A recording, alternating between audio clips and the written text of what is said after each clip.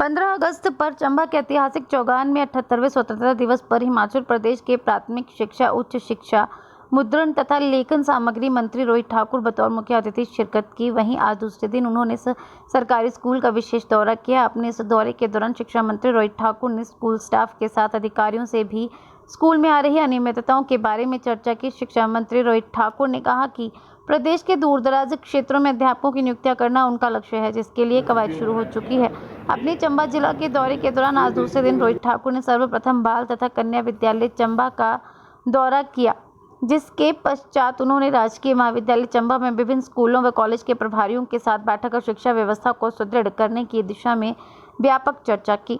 Himachal plus उसके लिए चंबा से भूषण गुरुंज की रिपोर्ट। हमारे जो government senior secondary school boys और गर्ल्स चंबा के हैं, वहाँ का इंस्पेक्शन था और मैं समझता हूँ हमारे पूरे प्रदेश में जो ऐसे चिन्हित स्कूल है जहाँ अच्छी इनरोलमेंट है और साथ ही साथ जिसका एक अपना इतिहास है, और वर्तमान में भी दोनों स्कूल्स में, चाहे हम बॉयज़ की बात करें, गर्ल्स की बात करें, लगभग कोई 800-700 के आसपास आपकी इनरोलमेंट है, जो one of the highest in the state है। और साथ ही साथ एक लंबा 18वीं शताब्दी में इसकी स्थापना की गई थी। और मैं समझता हूँ ये हम सब के लिए ऐसे संस्थान गौरव की एक संस्थान है।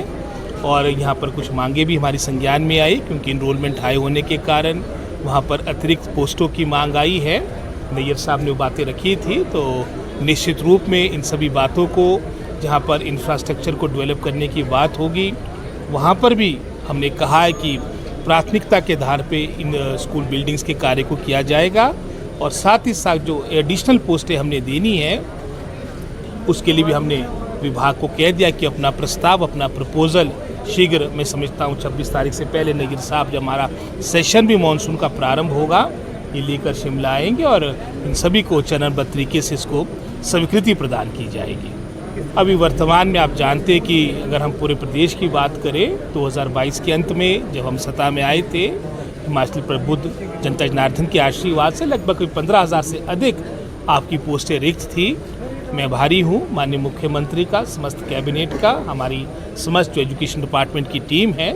हमने पहले ही वर्ष लगभग कोई 7,000 से अधिक आपके पदों की स्वीकृति कैबिनेट से ले ली थी, जिसके अब परिणाम भी आने प्रारंभ हो गए हैं। जिसमें प्रथम चरण में लगभग कोई 2300 के आसपास आपके बैच वाइज जो आपकी जेबीटी और टीजीटी की अपॉइंटमेंट्स होनी थी, ये क्रम भी प्रारंभ हो चुका है। टीजीटी की लगभग कोई 1100 के आसपास की नियुक्तियाँ पूरे हिमाचल प्रदेश में हो चुकी है।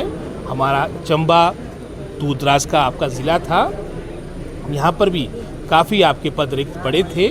और पूरे प्रदेश में जो सर्वाधिक हमने नियुक्तियाँ दी है वो चंबा ज़िला में दी है, जिसकी संख्या लगभग कोई 236 के आसपास लोगों ने ज्वाइन कर दिया है और कुछ ने ज्वाइनिंग नहीं की है। तो उसमें हम देखेंगे कि वेटिंग लिस्ट के माध्यम से भी जो और आपके रिक्त पड़े स्थल है उनको फिलअप किया जाए।